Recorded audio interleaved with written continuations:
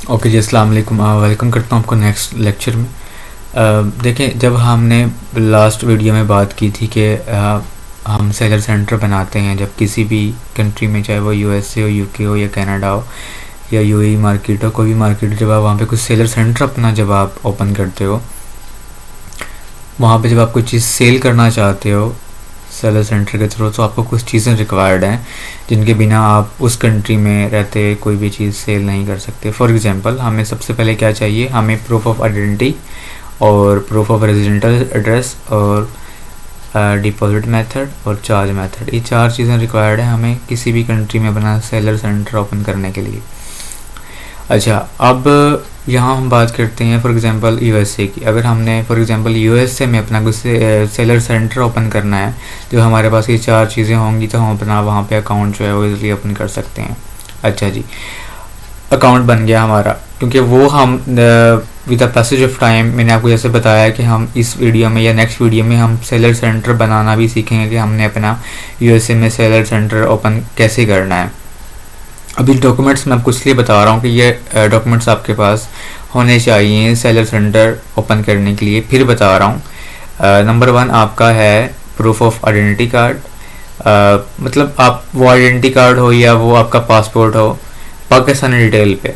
और सेकंड जो है वो आपका प्रूफ ऑफ जो है वो रेजिडेंटल एड्रेस, जो आपकी बैंक स्टेटमेंट भी हो सकती है, और आपका जो घर का जो इलेक्ट्रिक का बिल है वो भी हो सकता है, but address should be the same.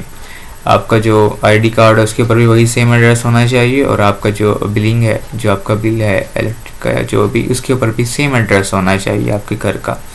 अच्छा, तो third thing is charge method और डिपॉजिट मेथड, वो भी सेम। मतलब ये चारों चीज़ें उसी इंसान, उस इंडिविजुअल के नाम पे होने चाहिए जिसने अपना सेलर सेंटर कहीं भी ओपन करना है, चाहे वो यूएसए, चाहे वो यूके है या वो यूएई है, तीनों मार्केट्स बल्कि जो भी।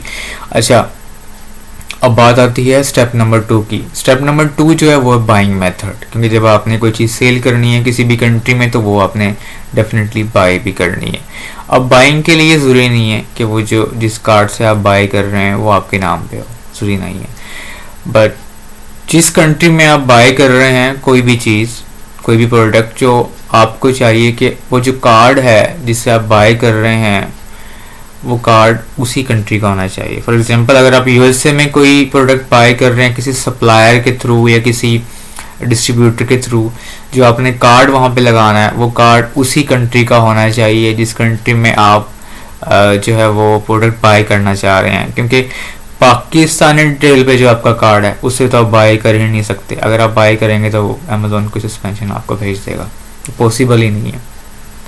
तो अब आप ये सोच रहे होंगे कि हम लोग यूएसए में कार्ड कहाँ से अरेंज करें, क्योंकि ऐसा तो पॉसिबल नहीं है कि जो इंसान पाकिस्तान में रह रहा हो तो वो यूएसए में अपनी पाकिस्तानी जो उसका जो मेज़ान का बैंक है, जो नया पे है, कोई भी है व्हाट्सएवर, कभी कभार हम अगर कोई चीज़ बाय करते हैं तो वो सम टाइम नया पे का जो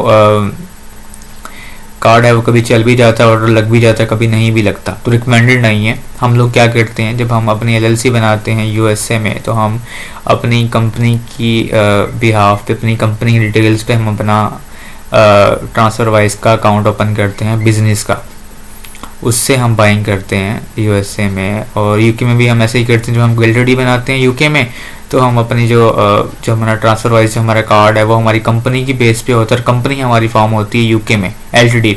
और अगर हमने एलएलसी बनानी हो तो वो हमारी यूएसए में फॉर्म होती है, और वहीं का ही हम जो है वो जो किसे कहते हैं कि हम वर्चुअल एड्रेस बाय करते हैं अगर हमने एलएलसी बनानी है यूएसए में।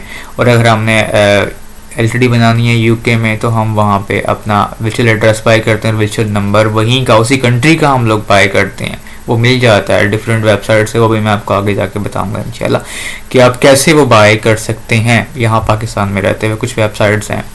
अच्छा, अगर आपने, जब आपके पास कार्ड आपने अरेंज कर लिया बाइंग के लिए, वो आपकी कंपनी पे बेस्ड होगा। लाइक अगर आपने एलएलसी बनाई है यूएसए में, तो उस कंपनी के बिहाफ पे जो आपका कार्ड होगा ट्रांसफ़र वाइज, उससे आप किसी भी सप्लायर से कोई भी चीज़ आप इजीली बाय कर सकते हो। बट अगर आप नहीं बनाना चाहते कि यार मैं मेरा तो कोई दोस्त वहाँ रहता है तो मैं उसके कार्ड से भी कोई भी प्रोडक्ट आप बाय करना चाहो तो आप इजीली बाय कर सकते हो। तो बाइंग जो है वो मसला नहीं है, सबसे जो मेन मसला है वो है सेलिंग, कि आपने जो वहाँ पे सेल्स करना है कोई भी प्रोडक्ट।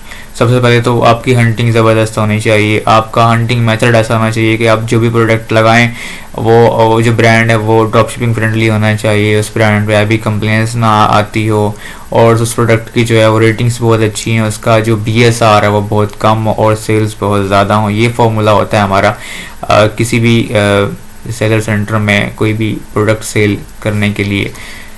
तो ये चीज़ें जो हैं वो ज़रूरी